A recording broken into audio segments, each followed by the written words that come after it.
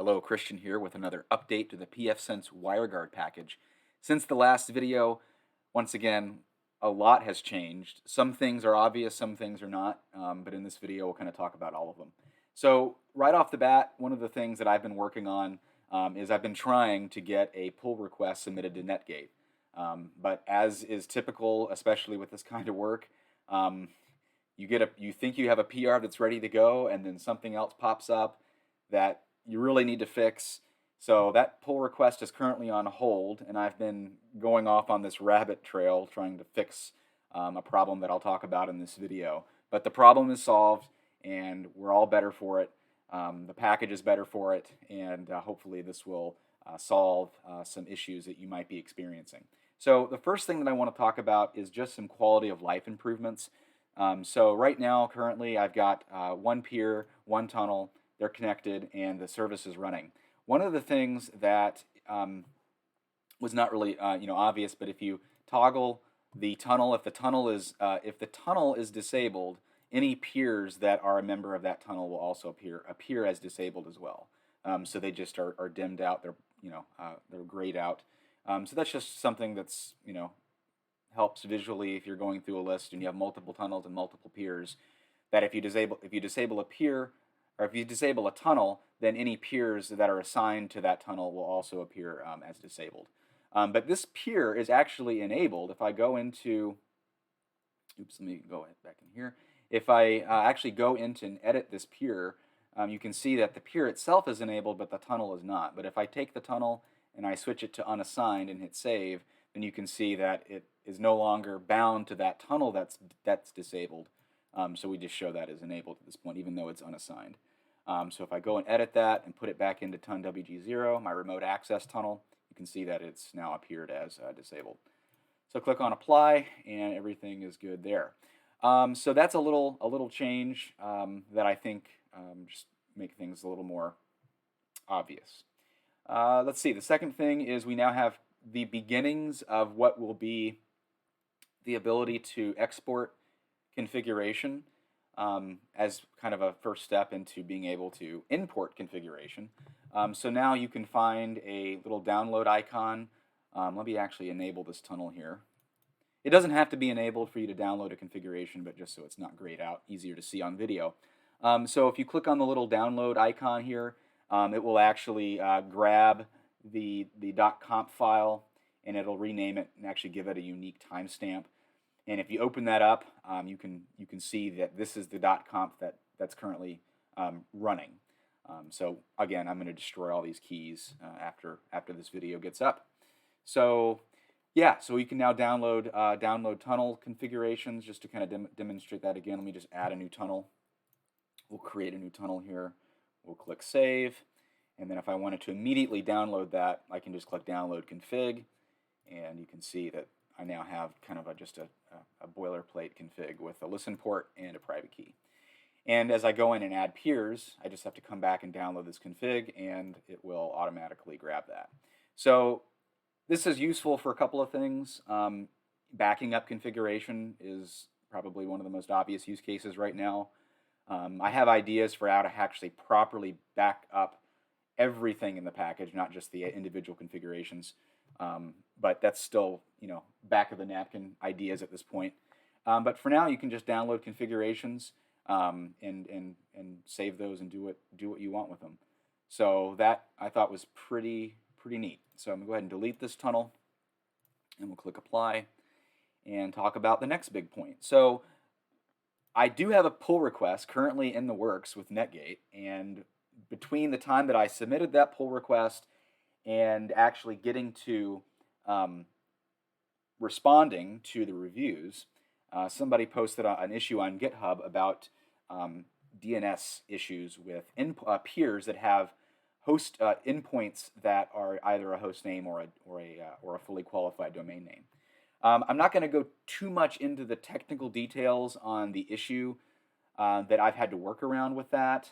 But basically, the way that we are interacting with WireGuard via WireGuard tools is we're using the WG sync conf command as middleware between our configuration files that we write to disk that you can download by using the download configuration button, and also the WireGuard side. So WireGuard sync conf, that's the command that is the bridge between what we write into that .conf file versus what actually gets put onto the interface.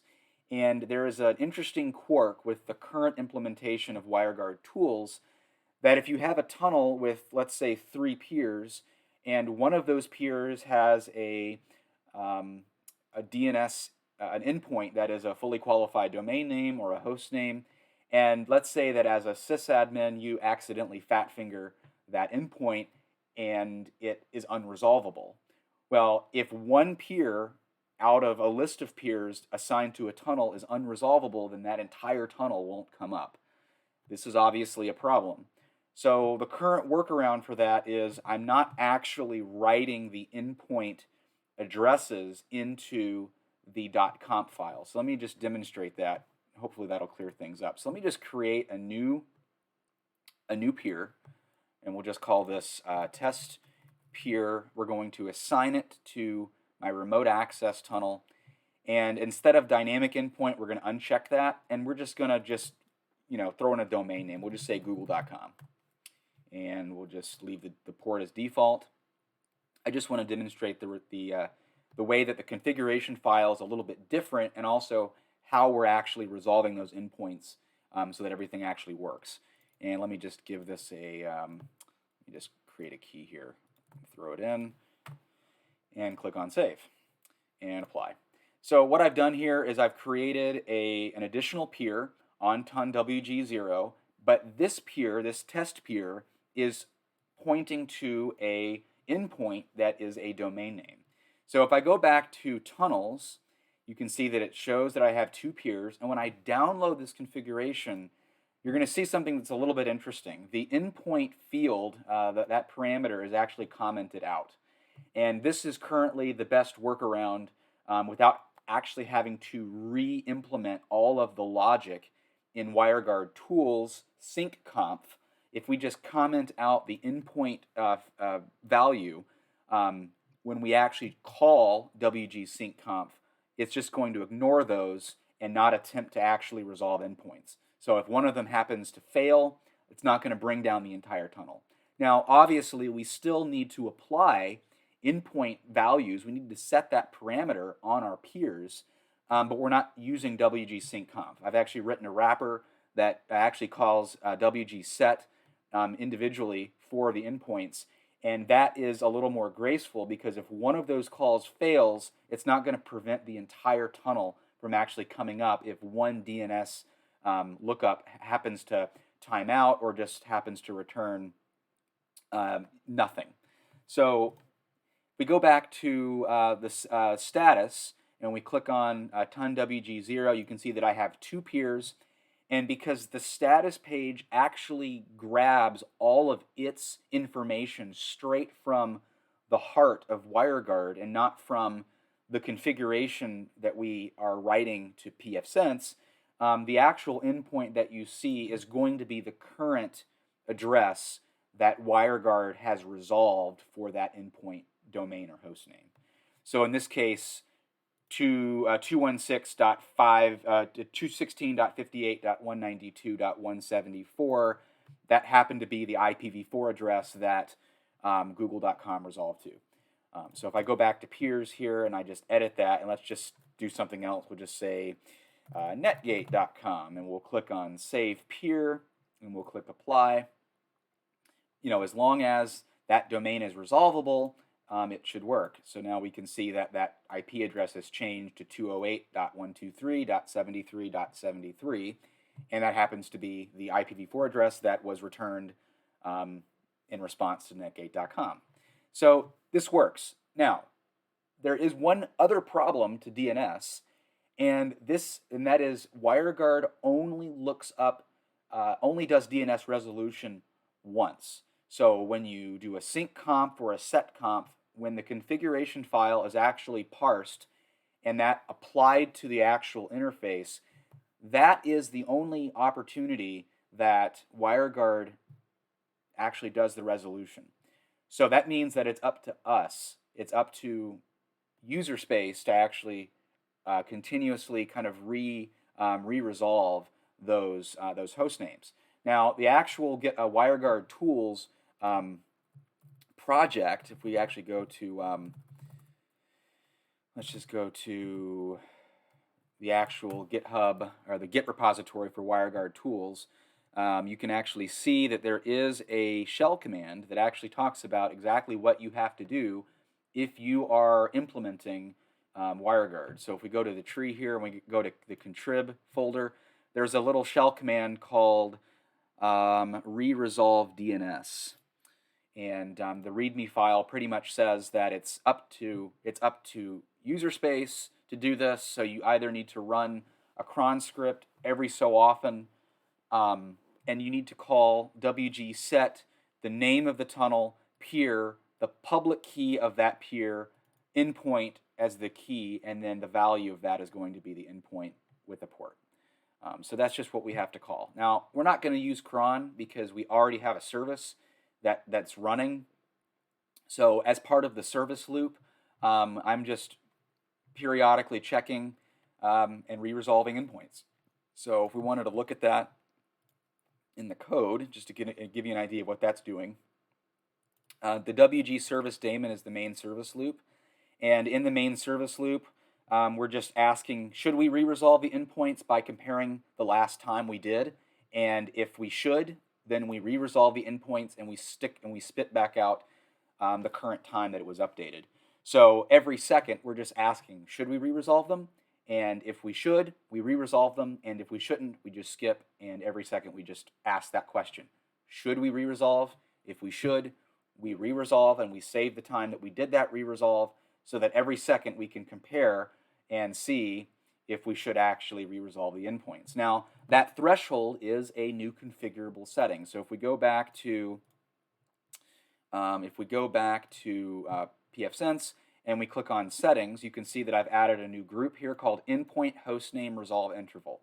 And this has two different options. You can either explicitly type in an integer interval, which is in seconds, for re-resolving the endpoint host or domain names. The default is 300 seconds, and this default is pretty sane. It coincides with other re-resolve intervals that pfSense uses. If you want to, for some reason, disable endpoint resolution, you can just enter in 0 for this and hit save, and that will actually disable the re-resolving of endpoint and domain names. But the other option is you can actually click on Track System Resolve Interval, and this here will actually track the aliases host names resolve interval setting from pfSense. So pfSense actually has an advanced firewall setting under System Advanced Firewall and NAT that is the interval for re-resolving aliases. So if you're familiar with aliases, aliases can contain host names, and this configures how often filter DNS, which is the subsystem in pfSense that does this, actually grabs those host names and builds those aliases that are then applied to the pf rule set. So the default out of the box is 300 with pfSense, but if you click on Track System, whatever number is configured here will be the number that WireGuard uses as well. So currently, my alias's hostname resolve interval is 300 seconds. If I change this to, say, 30 seconds and click on Save, if I go back to VPN WireGuard and Settings, because I'm tracking the system resolve interval, you can see that I actually am showing that 30 seconds is the current hostname resolve interval. So this field will always show you whether or not you're tracking the system or you're using your own value. It'll always show you the current value that it's using for re-resolving DNS. So if I uncheck this and click Save, and then I can put this back to 300 as the default and click on Save there, and we're back to the 300. Or I can click on Track System Resolve Interval, and we're now tracking the system. And I'm just going to go back and change. Actually, I'm going to go back and do that. I have a little shortcut for that right here. Firewall and NAT, click on that, go down to the aliases hostname resolve interval, and we'll just say 300 and click Save. And now every 5 minutes, my endpoints are going to be re-resolved, and everything works there. So yeah, that's pretty much it for this update in terms of what you as a user would see. There's been a tremendous amount of refactoring and cleaning up some things under the hood that is going to make the package a lot more stable. I've rewritten actually a good chunk of how we actually synchronize the tunnels with WireGuard and all the other systems, and I can get a better bead on what actually went wrong if anything does go wrong. So there's facilities that are built for future features, like actually having a logging facility that will most likely live under status system logs, because there's actually a feature built into pfSense that packages can actually register their own logging facilities. So you can actually go into status, system logs, packages, and there would be a tab for WireGuard, and you could see a list of log entries that the WireGuard package has written to a log file. So that's not done yet, but all of the backend stuff is ready for that.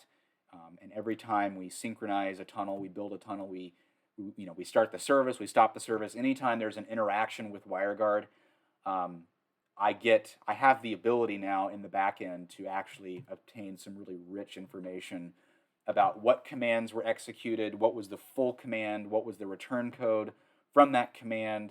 Does that return code correlate to a kind of like a friendly error response that a pfSense user would be interested in knowing about? So there's a lot of stuff in the backend in the code that feel free to go take a look at that on GitHub in the link in the description. But the facilities are there for a really rich logging system, so that when things go wrong, you're not having to resort to going to the command line and looking at ifconfig and wg and trying to figure out exactly what phase of the tunnel building process went wrong that is dinking your configuration. So lots of changes, some that are obvious, some that are only obvious if you're looking at the code, but the package is as stable as it has ever been. It's working really, really well, and now that I've resolved that little DNS thing, I can go ahead and start to button this up and hopefully get this next version in by the time pfSense 2.5.2 releases, which hopefully will be really soon. So if you have questions, comments, or concerns, remember, please feel free to comment in the description below or post an issue on GitHub or Reddit or the Netgate forums. For those of you that have been following along, you know that I am really quick to answer questions and to reply to issues, and this DNS issue was no exception to that, and I felt like I needed to respond to that quickly because, yeah, it's a pretty big deal. DNS not resolving correctly, or if you accidentally had a bunk DNS entry that didn't resolve correctly and your entire tunnel doesn't come up, that's obviously a little overly strict in my opinion. So we have a workaround for that. It's super stable. It works really well. I'm looking forward getting some feedback, hearing what your thoughts are, and if you have success with the package, and hopefully this will get in on time for 2.5.2. So again, make sure to like, share, comment, do all the things that you do. Make sure that you check out the links in the description. And as always, we'll see you next time. Thanks.